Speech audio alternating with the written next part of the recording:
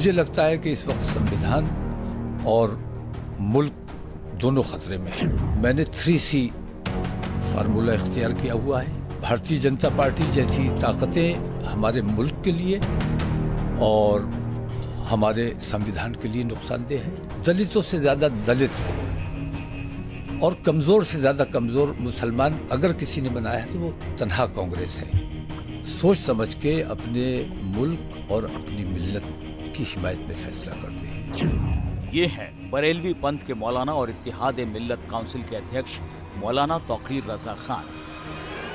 बरेली की दरगाह आला हजरत से मौलाना तौक़ीर रजा खान और उनके खानदान का जुड़ाव रहा है। दावा किया जाता है कि मौलाना तौक़ीर रजा का बरेली और उसके आसपास के इलाकों में मुस्लिम वर्ग पर गहरा प्रभाव है। दावा है कि इस्लाम के बरेलवी स्कूल को मानने वाले मुसलमानों में तौक़ीर रजा खान की बहुत पूछ है और राजनेता समझते हैं कि तौक़ीर रजा खान बरेलवी मुसलमानों का एक मुश्त वोट दिलवा सकते हैं।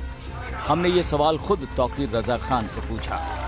बस ईमानदारी की सियासत करते हैं, लोगों के दिलों में मोहब्बत है और सोच समझ के अपने मुल्क और अपनी मिल्लत की हिमायत में फैसला करते हैं। इसी वजह से उस फैसले को और उस राय को अहमियत मिलती है, लोग उसको तवज्जो देते हैं। तौक़ीर रजा खान के इस जवाब का मतलब क्या ये निकाला जा सकता है कि वो बरेलवी मुसलमानों का वोट राजनीतिक दलों के पक्ष में देने की अपील करते हैं? क्या चुनाव को लेकर दरगाह आला हजरत और बरेलवी मसलक के गढ़ से किसी के पक्ष या विरोध में अपील होती है? क्या मुस्लिम वोटों का रुख तय करने में मौलाना तौक़ीर रजा खान की कोई भूमिका है? ये जानने के लिए आपको ले चलते हैं बरेली की प्रसिद्ध और पवित्र दरगाह आला हजरत। कहा जाता है कि देश दुनिया के मुसलमानों और खासकर बरेलवी मुसलमानों में इसका बहुत सम्मान है। मौलाना तौक़ीर रजा इसी दरगाह से जुड़ी अहम हस्ती माने जाते हैं। तो क्या तौक़ीर रजा के सियासी रसूख के पीछे इस दरगाह के लिए लोगों की आस्था है? देखिए, एक बात सबसे बड़ी बात यह है कि मुस्लिम समाज में हज़रत मौलाना तौक़ीर रजा खान का अपना एक स्थान है और तमाम बरेली ही नहीं, तमाम आसपास के ज़िले, बल्कि मैं समझता हूँ पश्चिमी उत्तर प्रदेश में अपना एक अच्छा रसूख रखते हैं। यकीनन मौलाना तौक़ीर रजा खान साहब एक ऐसी शख्सियत हैं जिनके बिना चुनाव मैं समझता हूँ अधूरा है, क्योंकि मौलाना तौक़ीर रजा खान साहब ने जब भी किसी पार्टी के लिए उन्होंने कोऑपरेट किया है, अल्हम्दुलिल्लाह वो पार्टी बहुत आगे बढ़ी है। बरेली में नहीं बल्कि उत्तर प्रदेश में नहीं, हिंदुस्तान के लोगों पे भरोसा है और उनका एक ही ऐलान जो होता है वो ये होता है कि सारे लोग जो हैं एकजुट होकर जिस पार्टी के लिए भी वो ऐलान कर देते हैं उस पार्टी पे एकजुट होकर मतदान करते हैं। मौलाना तौक़ीर रजा खान के कहने पर वोट देने को तैयार है लोग, पर सवाल ये है कि मौलाना तौक़ीर रजा खान वोट देने के लिए कहते हैं या नहीं कहते हैं,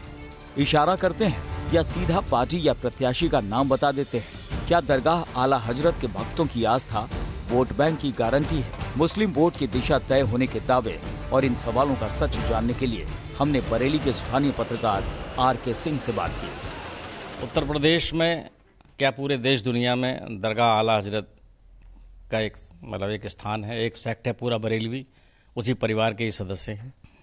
उस बैकग्राउंड से इन्होंने अपनी राजनीतिक एक शुरुआत करी, इत्तेहाद मिल्लत पार्टी बनाई और उन्होंने बरेली में और बरेली के आसपास कुछ क्षेत्रों में उन्होंने अपने प्रत्याशी भी लोकसभा चुनाव में भी और विधानसभा चुनाव में खड़े किए, लेकिन प्रत्याशी कोई उनका जीता भी नहीं, किसी की जमानत भी नहीं बची।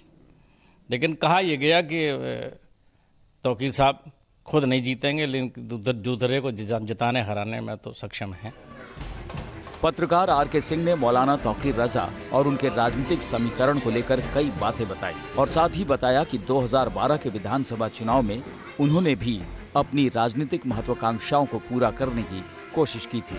देखिए, तौक़ीर रजा खान साहब जो हैं, राजनीतिक तो बात की बात रही, उनकी जो पृष्ठभूमि वो तो धार्मिक है और धार्मिकता की आड़ में ही उन्होंने अपनी राजनीति शुरू की।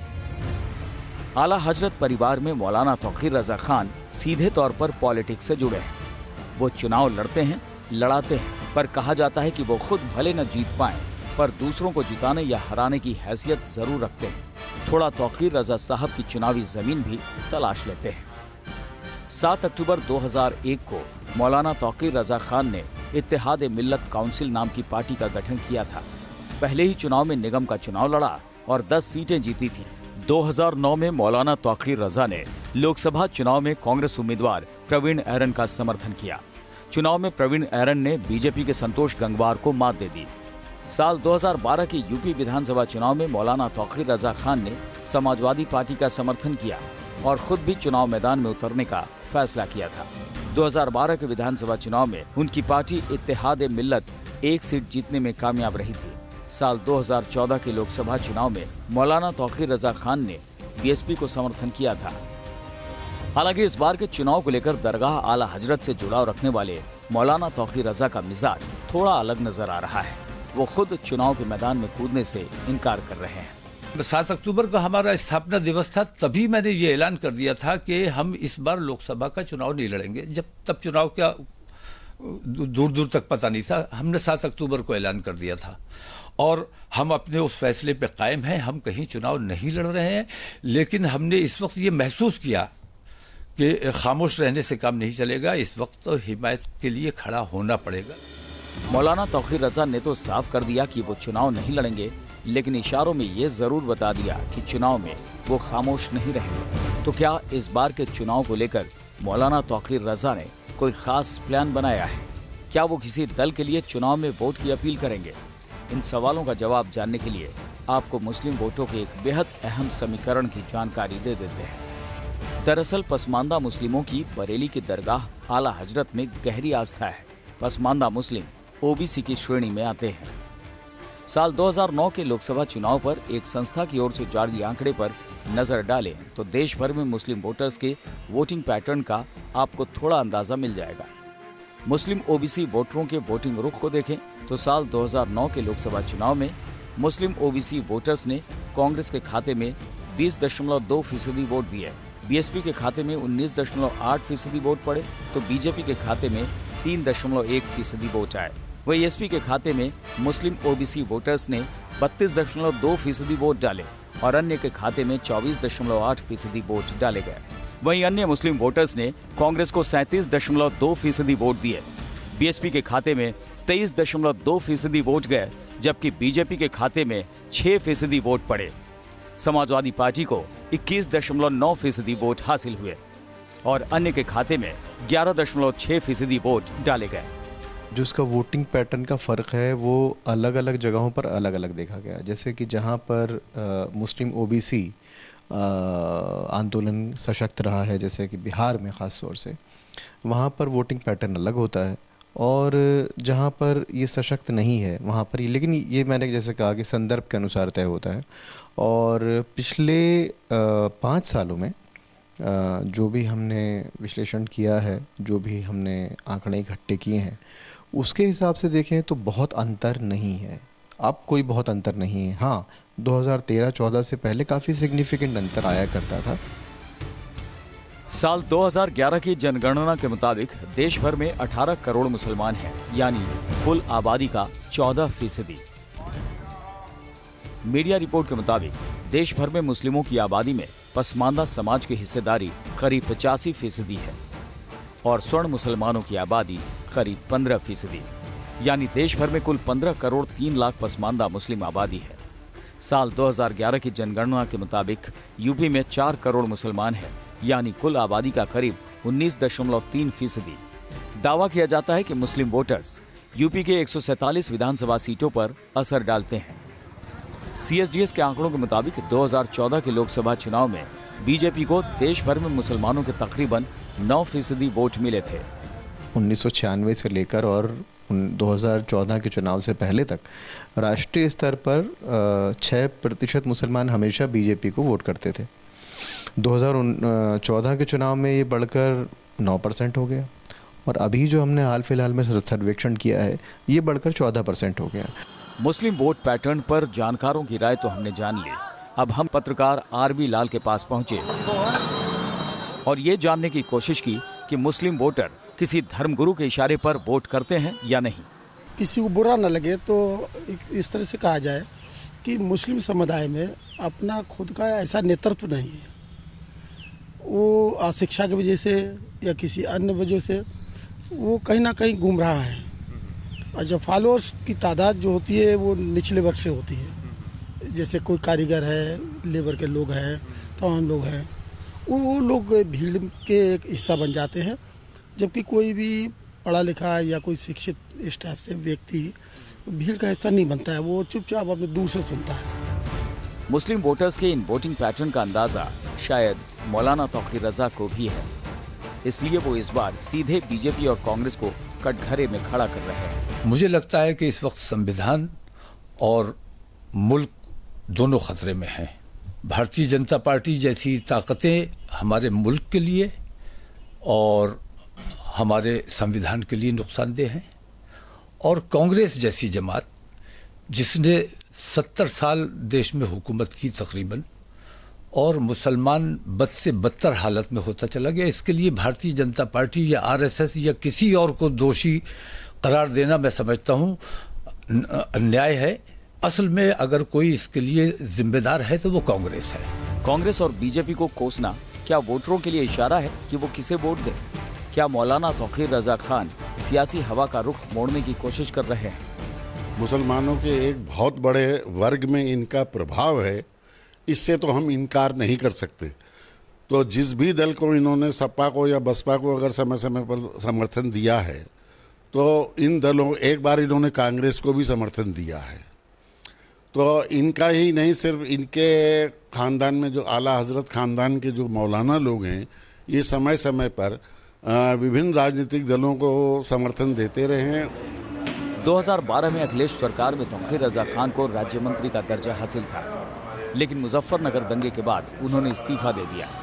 बताया जाता है कि तौकीर रजा खान ने अखिलेश सरकार पर मुसलमानों को सुरक्षा न दे पाने का आरोप लगाया था। उन्होंने एक संगठन बनाया है, इत्तेहाद मिल्लत काउंसिल। इनकी इत्तेहाद मिल्लत काउंसिल अपने दम पर तो कभी कोई करिश्मा नहीं कर पाई, लेकिन समय समय पर विभिन्न राजनीतिक दलों को ये समर्थन देते रहे हैं, जिसकी वजह से मौलाना तौकीर रजा खान खुद एक बार सपा सरकार में दर्जा राज्य मंत्री बने थे।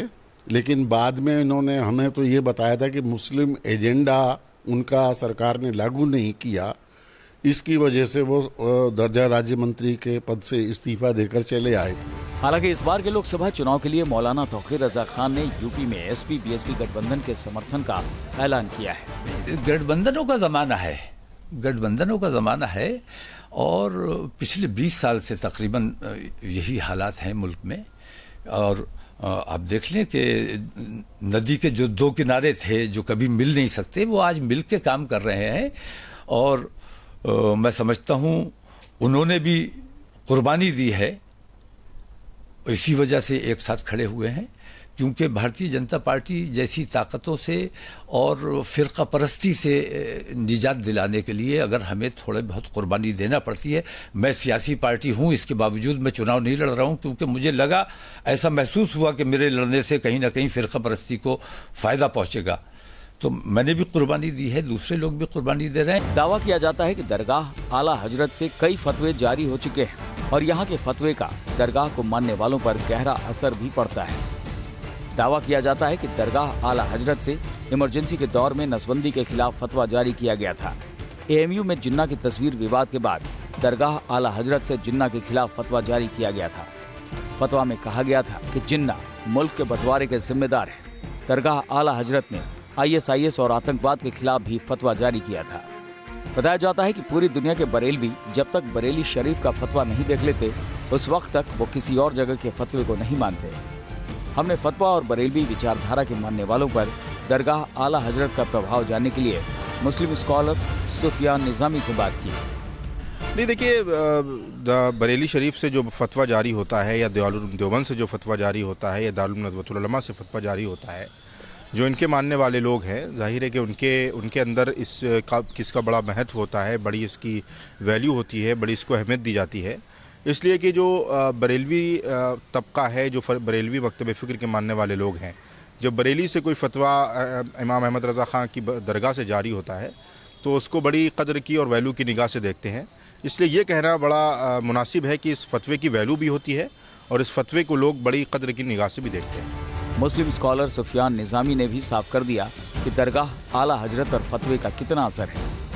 वहीं हम बरेली के कुछ और लोगों से मिले और ये जानने की कोशिश की कि क्या चुनाव में मौलाना तौकीर रजा खान की चुनावी अपील का कोई असर होता है। भाई कुछ मुस्लिमों में अनलिटरेसी भी है, ठीक है, तो कुछ लोग जागरूक नहीं है, इसकी वजह से अनलिटरेसी की वजह से जो है उनकी वजह से जो वोटिंग करते हैं वो एक अलग बात है, लेकिन मुस्लिम कम्युनिटी ऐसा नहीं है कि उनकी वजह से वोटिंग वगैरह करती है, ऐसा कुछ नहीं है। नहीं, जो मुस्लिम कम्युनिटी जो उनको मानती है उन पर तो उनका असर है। बाकी अब वैसे मुसलमान अब पढ़ा लिखा हो गया है, अब वो वोट सोच समझ के ही देता है। ये ज़रूरी नहीं है कि उन्हीं के कहने पे सभी लोग वोट दे देंगे, लेकिन जो उनके अनुयायी होंगे, उनको मान रहे होंगे, वो ज़रूर हो सकता है उनके फेवर में करें। जो उनके फॉलोअर्स हैं वो तो उनको फॉलो करेंगे, पर पूरी मुस्लिम कम्युनिटी को वो रिप्रेजेंट करें वो हो नहीं सकता। अब जो आज के दौर में मुसलमान पढ़ने लग गया है, वो एजुकेट हो गया है, तो वो अपने हिसाब से ये देखता है कि हमें किसको वोट देना है, जिस वजह से हमें कोई मतलब जो आजकल जातिवाद और फिरका परस्ती हो गई है उससे हम बच के चलें और उस हिसाब से वो वोट देता है। तो जो लोग उनके मुरीद हैं वो लोग सब फरमान करते हैं, वो तो करेंगे उनका, हम लोग तो मुरीद नहीं है। बरेली के सियासी जानकार बताते हैं कि दरगाह आला हजरत से जुड़ाव की वजह से मौलाना तौकीर रजा खान का एक विशेष समुदाय में प्रभाव तो जरूर है, लेकिन उनके समर्थकों का ये दावा पूरी तरीके से सही नहीं है, जिसमें कहा जाता है कि बरेली का मुसलमान मौलाना तौकीर रजा खान के इशारे पर वोट करता है। मौलाना तौकीर रजा की राजनीतिक सोच और बरेली की जनता की राय हमने सुनी। अब हम इलाके के कुछ राजनीतिक दलों के पास पहुंचे और ये जानने की कोशिश की कि क्या वाकई मौलाना तौकीर रजा मुस्लिम वोट के रुख को बदल सकते हैं। नहीं, बिल्कुल प्रभाव नहीं है। एक अगर बात करें बरेली में आला हज़रत की है होने की वजह से उनको एक धर्म गुरु की तरह से लोग अब मानते हैं, लेकिन उनको इस समय राजनीतिक वजूद बिल्कुल नहीं है, किसी तरीके से उनकी राजनीतिक कोई पकड़ नहीं है। सिर्फ और सिर्फ वो इस समय एक आला हज़रत की होने की वजह से लोग जानते हैं। राजनीतिक अब अगर ये कहें कि मुस्लिम उनके कहने से वोट देगा, वैसा बिल्कुल नहीं है। आज की तारीख में तौकीर साहब का कोई महत्व यहाँ पे नहीं रहा जा सकता, क्योंकि ये माना गया है कि वो बीजेपी के हाथों जो सांसदी का लड़ रहे हैं इलेक्शन, संतोष गंगवार जी, वो कहीं ना कहीं उनके आदमी हैं और वो कहीं ना कहीं उनको जिताने के लिए ये ऐसे बयान देते रहते हैं और वो अच्छी तरह इस बात को समझ चुके हैं कि हमारा कांग्रेस का प्रत्याशी जीत की ओर अग्रसर है और इसलिए वो चाहते हैं कि कुछ वोटों का ध्रुवीकरण हो जाए। मौलाना तौकीर रजा खान साहब IMC के यहाँ चीफ हैं और एक अच्छा प्रभाव रखते हैं, सभी जाति बिरादरी में उनका एक अच्छा प्रभाव है। IMC में उन्होंने यहाँ एक विधायक भी पहले जीते हैं और यहाँ मेंबर भी बहुत सारे उन्होंने जिताए हैं, पार्षद, इसलिए उनका एक अच्छा प्रभाव है पूरी बरेली में। राजनेता अपने अपने हिसाब से सियासी बयान दे रहे हैं, वहीं ज्यादातर वोटर्स ये साफ कर चुके हैं कि वोट उनका है और वो किसी के कहने पर नहीं बल्कि अपने हिसाब से वोट देंगे। बरेली से अविनाश सिंह के साथ टीम न्यूज़ नेशन।